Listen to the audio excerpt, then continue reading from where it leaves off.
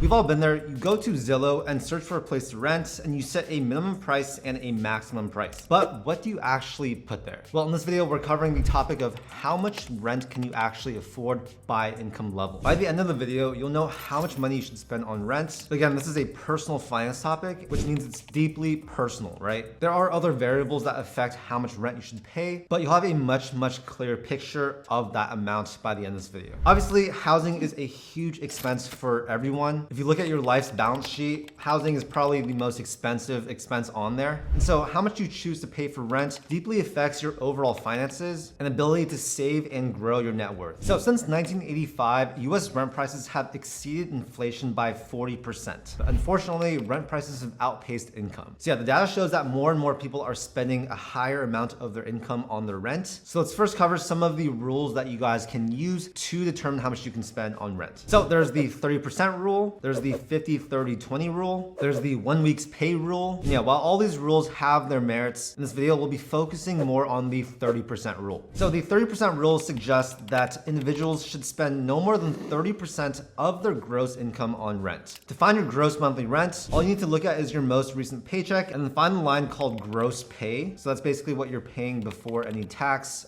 your 401k, paying any insurance, as well as any other benefits that are removed from your pay. Use that number to calculate your monthly gross pay and then multiply that by 0.3. Now, it really is not that simple, right? This rule was created in the 1980s by the US government. They found that people that paid over 30% of their income had trouble paying their other bills. But of course, that was quite a while ago. And today, while 30% is a good target, I'd say most people want to stay between 20 to 30% of their gross pay. So now let's go over this table that I created. It basically has your gross income per month on the left, and it calculates certain percentages of that income. So for example, if you're making $2,000 per month gross, we have our very safe, our target, our semi-target, our over target, and our keeping up with the Joneses percentages. The target percentage of 30% is good for most people, but for you guys, I want you to stay between the very safe and the target goals. So spending somewhere between 20 to 30% of your gross pay. That means that if you're making $2,000 per month, you should spend between $400 to $600 per month on rent. Now, these income amounts over here are your household incomes. So if you are living with your significant other, then you can basically add up both of your monthly incomes. You might be thinking, who actually spends, over target or keeping up with the Joneses percentages? Well, there are actually a good amount of people that do. It's not that common, but I hear from people all the time that are thinking, hey, I make this amount of money, but I want to spend a significant portion of that on rent. I always tell them that's not smart. You're not going to have any money left over for other things. And I really think that where most of the joy comes from in life isn't from where you live or how much you spend on rent. It's more on what you spend on activities, being able to invest, buying things for your family, right? That actually adds to a lot of people's happiness. So let's say your gross monthly income is $5,000. This means that based on this rule, you want to spend between $1,000 to $1,500 per month in rent. If your household income is $10,000 per month, then you'll want to spend between $2,000 to $3,000 per month. Now, this chart basically just shows straight percentages, but as you make more and more money, I actually think you should spend less of a percentage of your income on rent. For example, if you're making $100,000 per month, then the same rule would say you should spend between $20,000 to $30,000 per month on rent, which is absolutely insane. For income as high as that, I'd say something closer to 10% is a better rule to follow. And even then, $10,000 in rent on a $100,000 per month income is still a lot of money. But yeah, of course, there are so many other factors to consider. That is why this is such a personal topic. And while I can give you guys these guidelines, you do really need to assess your own situation. Think about what other types of bills you have. Think about what type of housing market you live in. And all that should really influence what number you decide on. For example, the cost of utilities, the cost of groceries, the cost of your transportation, what car you currently have, how much healthcare is in your area, as well as how much money you want to ultimately save for your retirement. The reason why we want to consider all these things is because if you don't consider this could have a big impact on your overall percentage, meaning the rent price plus all these other costs. And I'll just say that if you spend over around 45% of your total income on all of your expenses, that really doesn't leave that much money for you to actually invest and build an emergency fund, right? After you pay taxes, your income could shrink significantly. And so we really do want to have some wiggle room between your overall expenses as well as what you're actually taking home every single month. Now let's illustrate an actual example. Let's say we have someone named Joe and he makes $4,000 per month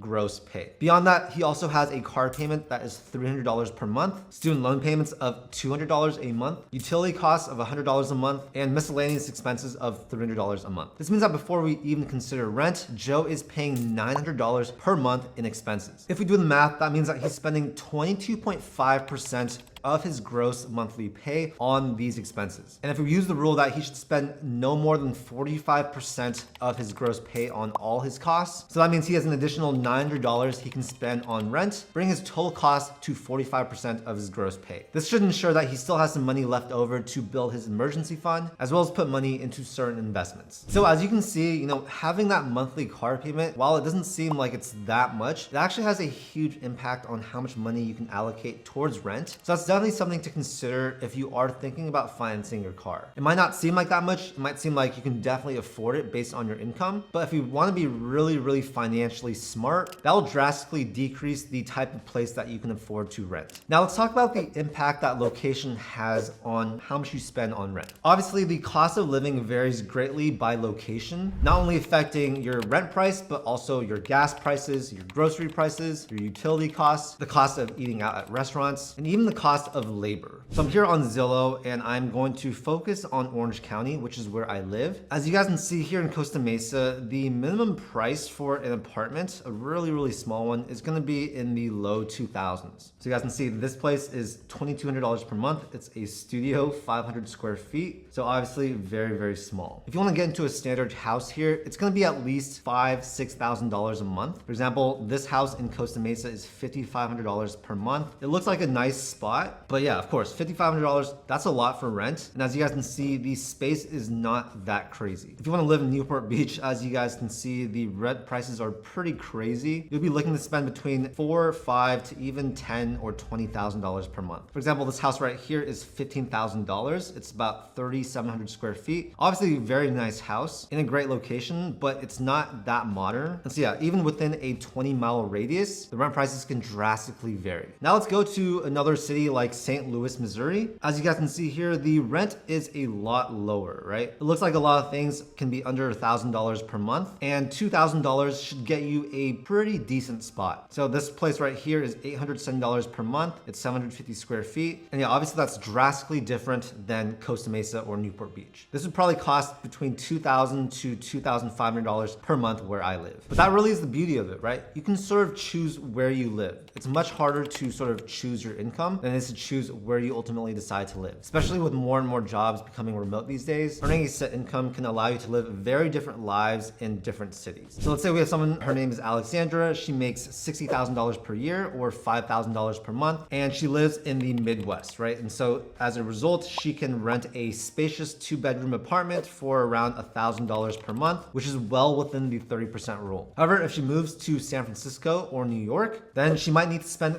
$3,000 per month for a way smaller studio apartment. And that would be 60% of her gross income. So in this situation, I'd say it's just impossible for her to move to one of those cities where a studio is $3,000. You'd actually have like no money to spend on anything else. You wouldn't be considered house rich since you're not building any equity by paying rent. You'd just be considered rent rich, which just means you're poor. So yeah, if you can move locations and keep your current job, it can make life a lot easier. But of course, I know there are a lot of factors that make it so that, a lot of people can't leave where they're living. It could be family, it could be friends, it could be your job or your business. But I will say that within a 20-mile radius of where you currently live, there probably is a decent variance in rent prices. And so that can be something that you guys can do if you want to spend less on your rent, but remain in the area. Now let's talk about some other tips you guys can use to be able to get between that 20 to 30% rent ratio. The first is find a roommate, right? So whether that be a significant other or just an actual roommate, splitting the cost of living in a spot can really reduce your monthly costs of rent. That's essentially because a 2-bedroom is not twice as expensive as a 1-bedroom, and a 4-bedroom is not twice as expensive as a 2-bedroom. There's economies of scale when it comes to housing. And yeah, that's because a bedroom is 100 to 200 square feet normally. And if you just add more of those, but keep the same living room, obviously the cost per person is going to go down. If you're young, actually living with roommates can be really beneficial, especially if you find people that have similar goals as you. They can hold you accountable, and you can even split other expenses expenses with them, such as utilities and groceries. The next tip I have for you is actually choosing a specific type of job. That is finding a remote job. Usually for in-person jobs, the amount of income you get is pretty in line with the cost of living. So for example, if you live in SF and work there, you'll likely get paid more, but of course you need to spend more money to live. Whereas if you live in Dallas, Texas, your income might be a little bit lower, but your cost of living is also significantly lower. So what we can do is, find a job that's based in a high cost of living area and then live outside of the city or live somewhere else. Of course, this isn't possible for everyone, but if this is possible, that's something to definitely consider. You can also start your own online business, right? This is what I do. So technically, I don't need to live in Costa Mesa, California. I could live wherever I want in the world. And when you have that type of freedom, that's when you can really play the location game. You can even move overseas. For example, I can move to Bali and probably live off maybe $2,000 per month there. So if you're planning on moving soon and you don't know what to set as the maximum price on Zillow, now you have some more insight on this whole topic that every renter struggles with, and hopefully it can help you make more informed decisions about how much you spend, where you choose to live, and how much you allocate to all of your different living costs. Being able to say that you can afford something versus being able to say that you can smartly afford something are two very different things. And so again, when it comes to that percentage of how much you spend on your rent, I'd say try to keep it between 20 to 30% for most people. If you make significantly higher, make it even lower. And yeah, if you can have the discipline to follow that rule, you'll be in a much healthier financial situation. Thank you guys so much for watching this video. If you guys got some value from it, make sure to hit that like button and also subscribe for more content just like this. I make a ton of videos about personal finance, investing, and entrepreneurship. Thank you so much for your time, and I'll see you in the next video. Peace.